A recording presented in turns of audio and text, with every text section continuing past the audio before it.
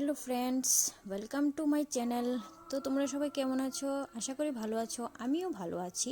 তো আজকে আরেকটা ভিডিও নিয়ে চলে এসেছি।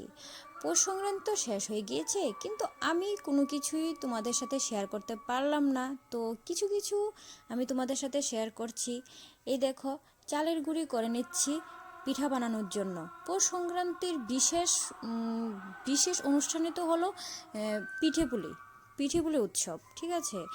তো এটার জন্য আমি গুঁড়ি করে নিচ্ছি। তারপরে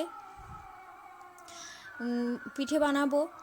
আমি না অনেক কিছুই ছিল ওই দিনের, কিন্তু আমি সব কিছু তোমাদের জন্য মানে ভিডিও করে রাখতে পারিনি। হ্যাঁ, কারণ ওই যে ব্লগটা না সব কিছু আমারই করতে হয়, ভিডিওটা সব কিছু আমাকেই করতে হয়, তো একা হাতে এত কিছু উঠতে পারিনি। আর দেখো, এই সাধারণ একটু দূর আর্ট করেছি, কেমন হয়েছে তোমরা অবশ্যই জানাবে। তারপর দেখো, দুপুরবেলা এসে পড়লো এই যে লুট নিয়ে। এটা দেখতে না খুবই ভালো লাগে।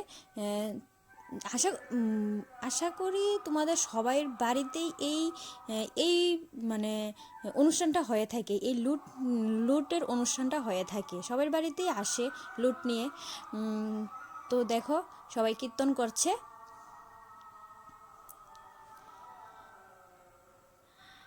আমি না একটু ভিডিওটা কেমন জানি হয়েছে।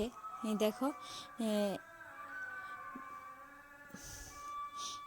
মিষ্টি আমার কোলে ছিল, তো তার জন্য ভিডিওটা ভালো করে করতে পারিনি। তারপর সন্ধ্যার সময় পিঠে বানাতে বসলাম আমি আর আমার শাশুড়ি মা। দেখো, বেশি কিছু বানাইনি, বানিয়েছি কি পুলি পিঠে। হ্যাঁ, ওই দিন আমাদের বাড়িতে আরও অনেক কিছু হয়। ওই যে পূর্বপুরুষদের বলে কি দেওয়া হয় অনেক রকমের রান্না করে। তো ওইটাও দেওয়া হয়েছিল, কিন্তু তোমাদের সাথে ওইটা শেয়ার করতে পারিনি। হ্যাঁ, আমারও কিছু কাজ করতে হয়েছিল। আমার শাশুড়ি মাই করেছে, কিন্তু আমারও তো কিছু করতে হয়েছে। তারপরে মেয়েকে নিয়ে এসে আবার ওর সব কিছু করতে হয়েছে, তার জন্য ওই সবগুলো ভিডিও না আমি করতে পারিনি। তার জন্য কিছু কিছু তোমাদের সাথে শেয়ার করতে পেরেছি। আমি আমি পারি না।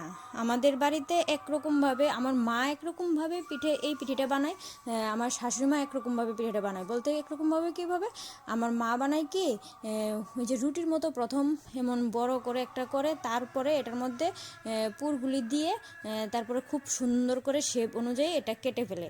আর আমার শাশুড়ি মা কী করে, হাতের মধ্যে এটাকে একটা বলের মতো বানায়, তারপরে পুরটা দিয়ে তারপরে এটাকে ভাবে মুখটা বেঁধে ফেলে। দেখো, সুন্দরই হয়েছে, মা বানাচ্ছিল যে সুন্দরই হয়েছিল, কিন্তু আমারটাই হয় নাই। এ দেখো, তারপর এই সিদ্ধতে দিয়ে দিয়েছিল সিদ্ধ হওয়ার জন্য। তারপর এটা হচ্ছিল, তো আমি চলে আসলাম আমার মেয়ের সাথে। ও ঘুমিয়েছিল, তারপর ঘুম থেকে উঠে পড়েছে, তো আমি চলে আসলাম ওই ঘর থেকে। ভাবলাম যে শাশুড়ি মাও করছে, তো আমি চলে আসি। তো কেমন লেগেছে তোমাদের?